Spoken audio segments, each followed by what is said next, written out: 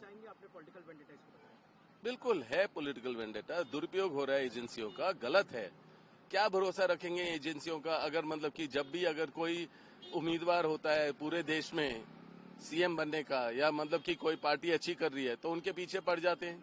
कौन से BJP minister को या कौन से बीजेपी के लोगों को ईडी ने बुलाया? क्यों नहीं बुलाया उन्हें? सवाल तो पूछो ना कि ईडी बीजेपी वाले क्या बिल्कुल सब ठीक है या उनके ऊपर कोई आरोप नहीं है? आरोप 10 हैं, पर मतलब गलत है कि ऐसे लोगों को परेशान करना, प्रेशर करना। पर मैं जिस तरीके का व्यक्ति हूं, मैं जितना प्रेशर डालोगे, परेशान करोगे, उतना मैं मजबूत होकर वापस आऊंगा और उभर के आऊंगा। और क्योंकि मेरे पास लोगों की शक्ति है, लोग मेरे साथ हैं, जुड़े हुए, एकजुट हैं, मैं लोगों की बात रखता हूं। जो भी अन्याय लोगों के साथ होता है इस पार्टी के द्वारा, मैं उनकी बात बुलंद करता हूं और अन्याय के खिलाफ हूं मैं, और मैं जरूर लड़ता रहूंगा। मेरे को कोई रोक नहीं पाएगा। ये जो ईडी का जो ये समन है, ये सारा 2019 में बात हो चुकी है। जो भी सवाल थे पहले दे चुका हूं। कोई बड़ी बात नहीं है, कोई नई बात नहीं है, और मैं किसी चीज से अवॉइड नहीं कर रहा हूं, सारे सवाल के जवाब दे रहा हूं। तो मैं तो बिल्कुल हर चीज स्पष्ट हो गया है।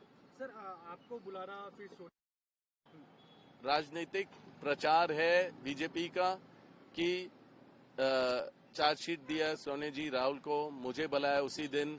तो ये दिखा रहे हैं मीडिया के द्वारा कि हम लोग कुछ गलत कर रहे हैं। ये कोई जनता जागरूक है, सब जानते हैं, सब समझते हैं।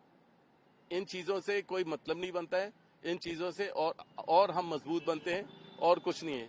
कोई इसका कुछ नतीजा नहीं निकलेगा, क्योंकि है ही नहीं कुछ। अगर ये फेक कुछ करना चाहेंगे, जो गलत करना चाहेंगे, दिखाना चाहेंगे, उससे मैं मतलब कि उसको मैं कंट्रोल नहीं कर पाऊंगा। पर असलियत कुछ भी नहीं है, असलियत में कुछ भी नहीं है उनके पास। सर राजनीति में आप एक्टिव राजनीति में आने की आपकी बातें होती है, आपको लगता है कि इस वजह से ये चीजें? बिल्कुल। जब भी अगर मैं कदम रखूंगा राजनीति में, जो सब लोग चाहते हैं, तो उनको लगेगा या तो परिवारवाद की बात करेंगे, या मतलब कि ईडी का इस्तेमाल करेंगे, गलत इस्तेमाल करेंगे। वही बात है, और कुछ नहीं है। आप देखेंगे हालांकि 1 हफ्ते 10 दिन पहले जब मैंने अपने सोशल मीडिया के द्वारा अपने मैसेजेस दिए, जो माइनॉरिटीज के साथ अत्याचार हो रहा है उसके बारे में जिक्र की, तब से ये मेरे परेशानी शुरू हुआ है, और कोई बात नहीं है।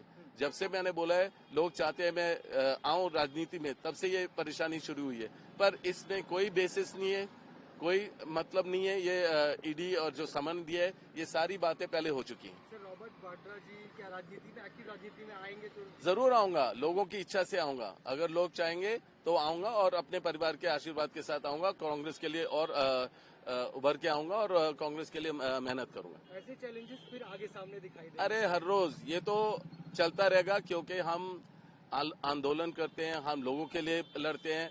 जो भी अन्याय हो रहा है उसके आगे खिलाफ हैं, और हम आगे लड़ते रहेंगे। तो ये चलता रहेगा।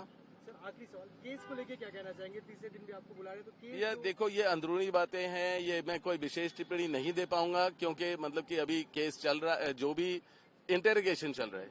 बस यही है कि वही पुराने सवाल है।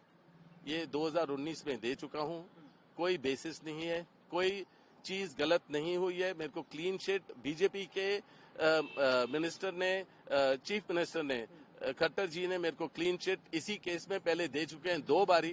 तो किस लिए बुलाया ये, और उसी दिन चार्जशीट करना? तो ये बिल्कुल एक राजनीतिक प्रचार है बीजेपी का, और दुरुपयोग है ईडी का। धन्यवाद जी।